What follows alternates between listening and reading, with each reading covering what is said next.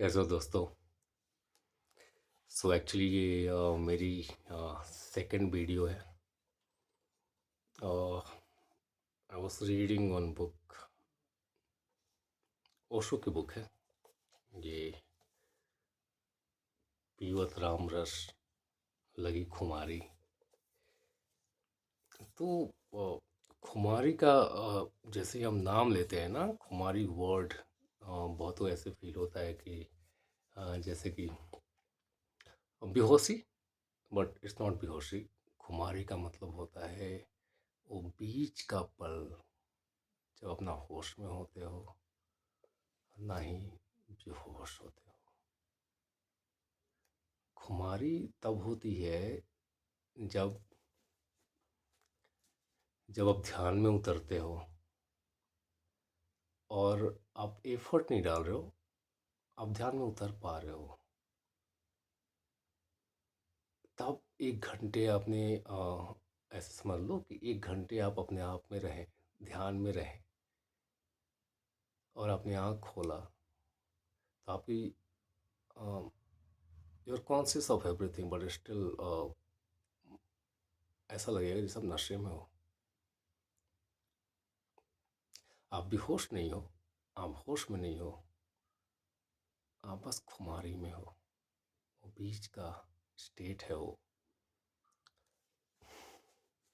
ये बहुत अच्छी बुक है। जैसे मेरी जब शुरुआत हुई थी, मेरी जर्नी की जब शुरुआत हुई थी, इस रास्ते पे जब मैं चलना शुरू किया था, तो वो टाइम कुछ 2009 का था, जब मैं बैंगलोर में बीकॉम कर रहा था। सो उस टाइम पे मेरी शुरुआत हुई थी। और मेरी शुरुआत मेरे पापा के गुरु से हुई थी। पापा के गुरु जो डॉक्टर चतुर्भुज सहाय जी थे, आप गूगल कर सकते हैं उनके बारे में। उनका भी सत्संग चलता है, उनकी भी एक ऑर्गेनाइजेशन चलती है। Organization it's a bad word, but satsang चलता है। उनके सत्संग होते हैं हर साल बैंगलोर में, हर सिटी में होते हैं। तो उनके बुक्स मैंने पढ़े थे, साधना के अनुभव, एक्सपीरियंस ऑफ साधना। जब ध्यान में जाते हो तो क्या एक्सपीरियंस होता है, और इस साधना के पथ पे आपको क्या अनुभव होते हैं, वो सब थे, उनके खुद के अनुभव थे। So that was the initiation for me. तो वो तब से मेरी शुरुआत हुई थी। और फिर चलते गया इस रास्ते पे। बहुत टाइम तक मैं चित्रगुप्त साहब जी के, जो मेरे पहले गुरु थे, उनके किताबें पढ़ता था, उनके सत्संग में जाता था, और उनके बताए हुए ध्यान करता था, अपने अंदर जाने की कोशिश करता था। और फिर उनके ही किताब में लिखा हुआ था कहीं पे कि तुम्हारा जो गुरु है वो हमेशा जीवित होना चाहिए। तुम्हें दीक्षा हमेशा जीवित गुरु से लेनी चाहिए।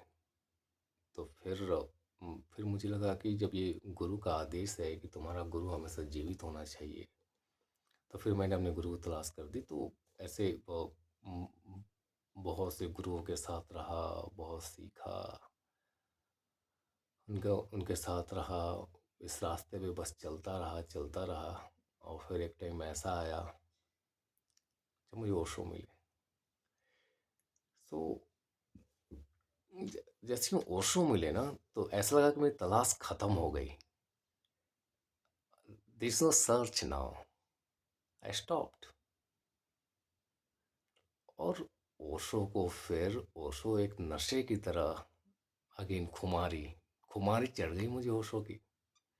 रात दिन मैं ओशो को सुनता रहा। मतलब ऐसा कोई पल नहीं था जब मैं फ्री हूँ, आई मीन कॉलेज नहीं जा रहा हूँ या फिर किसी भी तरह मैं फ्री हूँ और मैं ओशो को ना सुनूँ, ये हो नहीं सकता था। वो मेरी दिन और रात बन गए थे। अभी भी हैं बट अब कम हो गया है। तो ऐसे मुझे ओशो मिले हैं।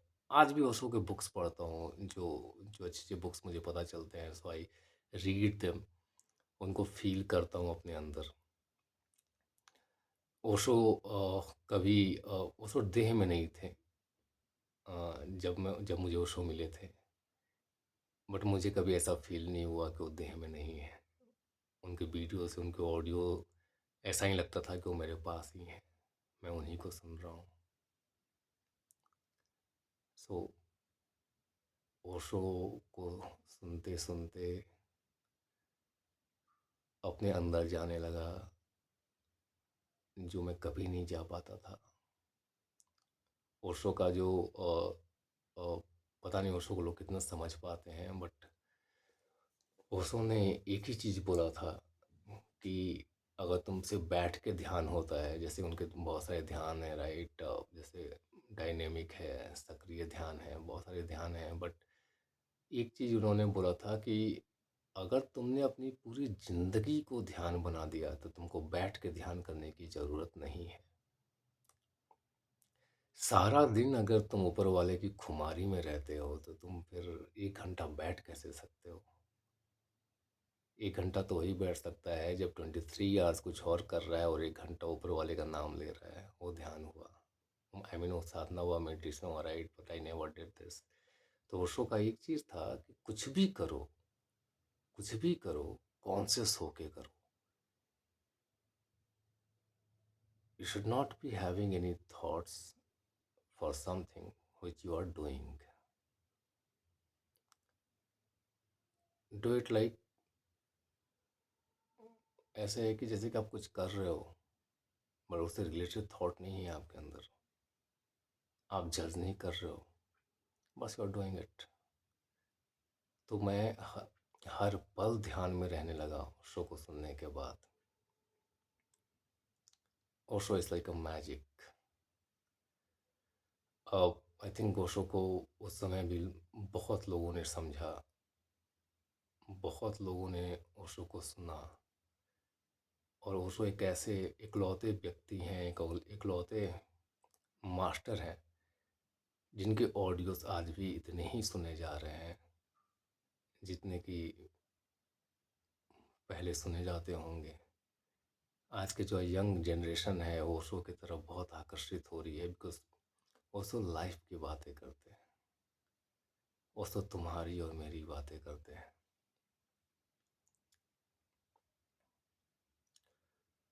और जो और ये वीडियो आई नो उन्हीं को यूट्यूब दिखाएगा जिनको अपनी तलाश है,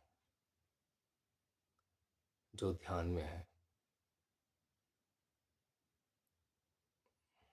जो अपनी तलाश में है। तो मैं उनको ज़रूर बोलूँगा कि आप जिसको भी सुन रहे हैं सुने, बट अगर सच में आपको आपको अपनी तलाश है, जैसे कि गौतम बुद्ध ने कहा था कि अपना दीपक खुद जलाओ, तो ओशो को सुनिए। और एक और हो सके तो ओशो की बुक्स पढ़िए, जो अच्छे अच्छे बुक्स हैं। और वैसे भी जो अपने नज़दीक रहते हैं, जो अपने साथ रहते हैं, जो ध्यान में रहते हैं, जो अपनी तलाश करते हैं, ओशो से अच्छा और सच्चा साथी कोई नहीं हो सकता। सो एक एक क्वेश्चन था जो पुणे में ओशो से पूछा गया था, इस बुक में ही है, आप चाहें तो इस बुक को रेफर कर सकते हैं। तो मैं पढ़ता हूँ। तो क्वेश्चन ये था कि आपने संत शिरोमणि संत शिरोमणि कबीर साहब के पद पियोत रामदास लगी खुमारी को नई प्रवचन माला का शीर्षक बनाया है। मतलब इस बुक का आई मीन जो प्रवचन हो रहा था पुणे में, उसका शीर्षक था पियोत राम रस लगी खुमारी। क्या सच ही ब्रह्मानुभाव परम पद है, परम मद है? यह ब्रह्मानुभव क्या है ओशो? ऐसा लगता है कि कबीर साहब आपको अति प्रिय हैं, क्यों? बेसिकली ये प्रश्न ओशो से पूछा जा रहा है कि आपको कबीर इतने प्रिय क्यों है। सो ओशो कहते हैं कि अ, कबीर निश्चय ही मुझे बहुत प्रिय है। कारण बहुत है। बुद्ध से मुझे बहुत लगाव है, लेकिन बुद्ध राजमहल के एक उपवन है। सुंदर फूल खिले हैं, बड़ी सजावट है बगिया में, बड़ी रौनक है, परिष्कार है। लेकिन जंगल की जो सहजता है, स्वाभाविकता है, उसका अभाव है। बुद्ध अगर उपवन है तो कबीर जंगल है। जंगल का अपना सौंदर्य है, अछूता, कुंवारा। मतलब कहना ये चाहते हैं ओशो कि बुद्ध एक बगीचा है जो फूलों से सजा हुआ है, तो खुद अच्छे अच्छे फूल फूल फ्लावर्स लगाए हुए हैं गार्डन में। एक उपवन है, एक सजाया हुआ, एक सुलझा हुआ, सुंदर सा। लेकिन कबीर एक जंगल है, नेचुरल। कबीर उस हीरे की तरह है जिसपे मार नहीं पड़ी है, जो कोयले की खदान से अभी अभी निकला है। इसलिए उसको कहते हैं कि जंगल का उदाहरण देते हैं कबीर के लिए। और जंगल का एक अपना सौंदर्य है जो अछूता है, कुंवारा है। न तो मालियों ने संवारा है, न शिक्षा है, न संस्कार है, न ज्ञान है, और फिर भी परम प्रकाश का अनुभव है। फिर भी वो जंगल, जो साहब की बात हो रही है कबीर की,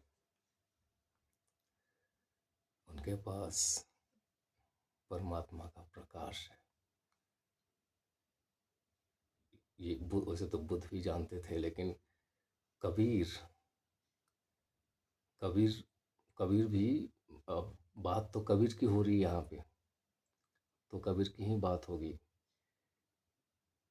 तो कबीर में कोई कबीर शिक्षित नहीं थे, पढ़े लिखे नहीं थे। कबीर में जो उतरा, बस उसी की बखान की, उसी को बताया। जैसे उनके अंदर था वैसे दूसरों को बांटा।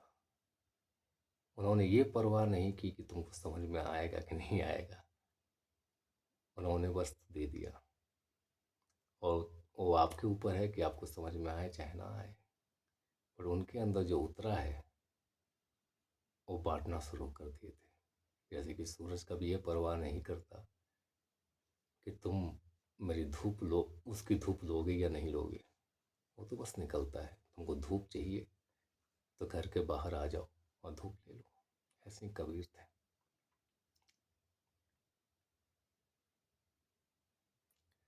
कबीर की अभिव्यक्ति अनगढ़ है। उसको कहते हैं कि कबीर की अभिव्यक्ति अनगढ़ है। ऐसा हीरा जो अभी अभी खान से निकला, जौहरी के हाथ पड़ा ही नहीं अभी तक, न छैनी लगी, न पहलू उभरे। वैसा ही है जैसे परमात्मा ने बनाया था। आदमी ने अभी अपने हस्ताक्षर नहीं किए। इसलिए दूर हिमालय के पहाड़ों पर, कुंवारे जंगलों में जो सन्नाटा है, जो संगीत है, जो गहन मौन है, जो प्रगाढ़ शांति है, वैसे ही कुछ कबीर में है।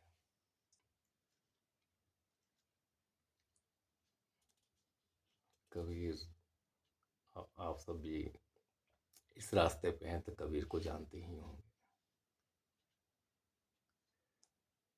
कबीर तो कबीर है, साहब है, नमन उनको। बाकी और पढ़ेंगे हम इसको, कल पढ़ेंगे। कबीर मुझे बहुत प्रिय है। एक उनका जो दोहा है मुझे बहुत पसंद है। कबीरा खड़ा बाजार, लिए लुकाठी हाथ, जो घर बारे आपना, आए हमारे साथ। बड़ी सिंपल सी चीज़ है, इसको समझाने की भी ज़रूरत नहीं है। जो मैंने अभी ये दोहा बोला कबीर जी का, कबीर साहब का, पढ़िए आप लोग भी ये बुक। फिर से दिखा देता हूँ। ओशो की ये बुक है, पीवत राम रस लगी खुमारी। बाकी बातें हम कल करते हैं।